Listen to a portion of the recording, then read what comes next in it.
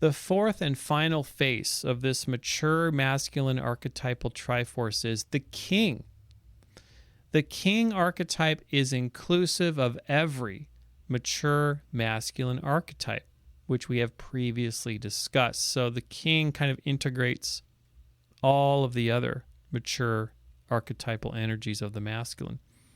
That is to say, the king archetypal energy gives power. So this is how the king contributes. If you have, the warrior, the magician, and the lover have their own unique gifts, the king's is that he gives power to and depends upon the other three faces of the masculine Triforce for its health and the potency for which come in. The king basically emboldens and brings this sense of health, potency, and happiness to everyone.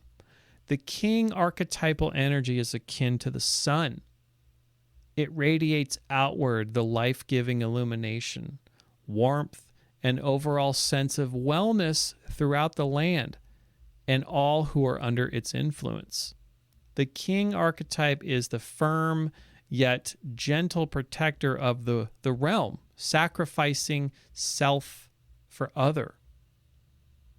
The king energy integrates the warrior, the magician, and the lover, yet still maintains his distinct king energy.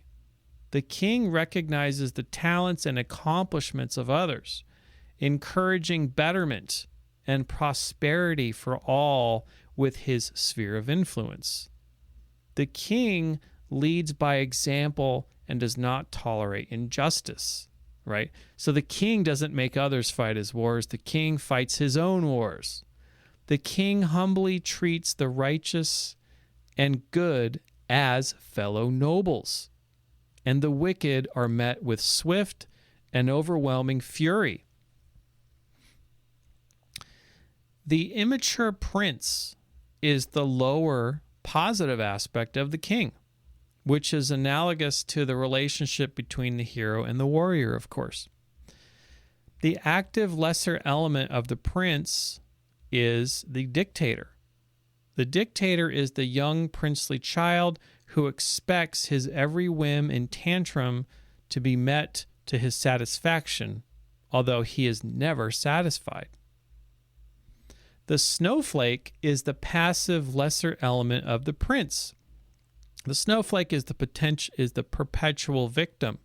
He doesn't understand the important teachings of struggle and challenge, and he doesn't experience failure very well, right? And instead, all of this is confusing, and any type of challenge or struggle or failure is an attack against his ego. And so the snowflake settles into self-identification with his discomfort. He's identified with his discomfort.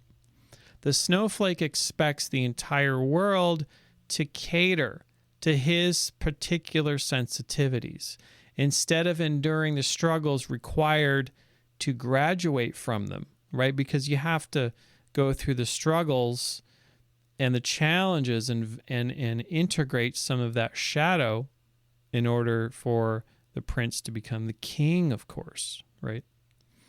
He must find and accept guidance from other men, from other positive male figures, if he's to develop into the fully formed prince and then the king. The fully formed prince archetype is then met with the challenges of the lesser shadow king elements of the tyrant and the weakling. So just like before, the immature aspect, the dictator, as a boy will grow, and if he ages as a man but doesn't grow, then he just becomes a tyrant.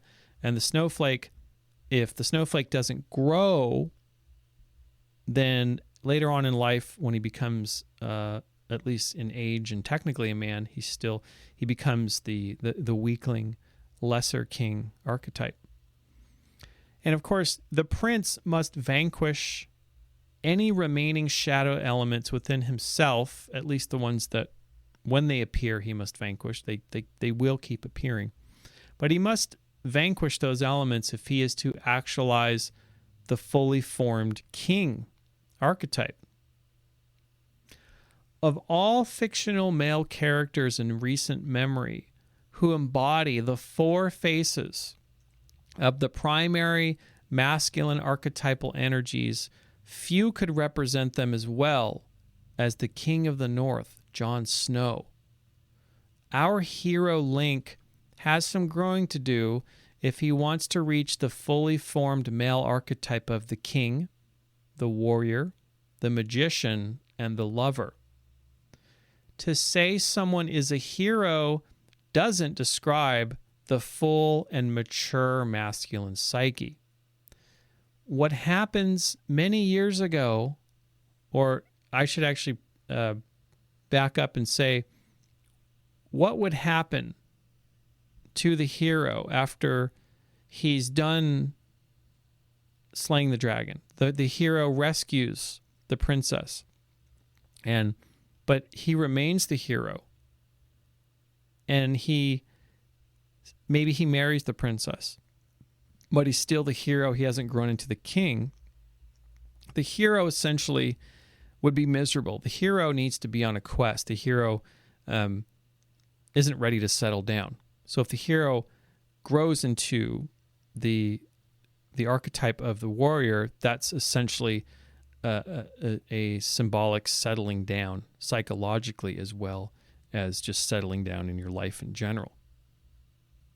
The hero, of course, you never see a hero sitting around at home working in the garage and doing chores for his wife.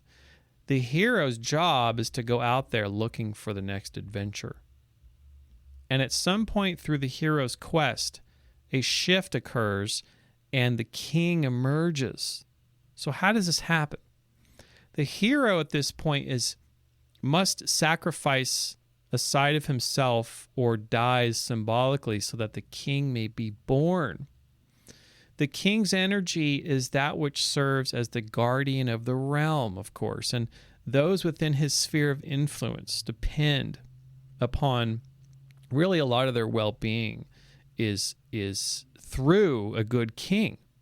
No longer concerned with his own pursuits of adventure and glory, if a man is to grow, the hero must yield to the king, putting the well-being of others above his own. This is exactly what Maester Aemon tells Jon Snow at a crucial moment in the story in Game of Thrones, a moment where Jon must decide to sacrifice his own well-being for that of the realm. It's amazing. Maester Aemon tells him, you will find little joy, and this is when, of course, Jon Snow is made commander of the Night's Watch.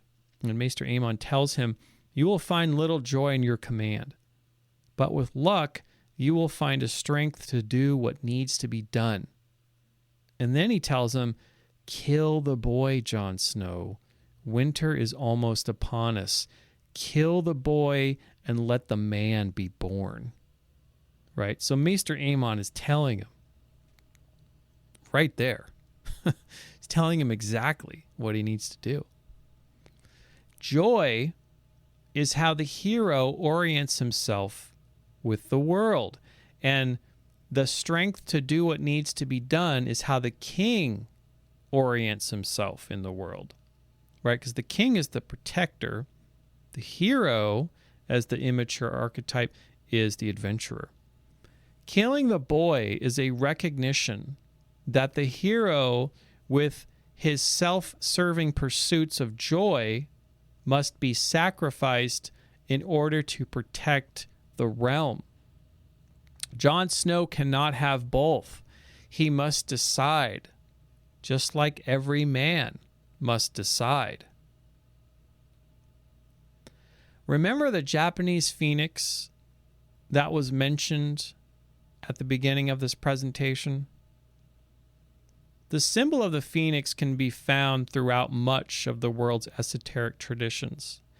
It is among many of the universally understood concepts in ancient psychology involving an alchemical burning away of the mythical bird in its lower form and a subsequent rebirth of this creature rising from the ashes as it begins its life in a higher or transcendent form. Killing the boy, as Maester Aemon puts it, describes the same message being symbolically displayed by the Hylian crest. This crest is a signal to the hero that he must burn away the immature self if he is to ascend from his trial by fire and become the king and the protector of the realm.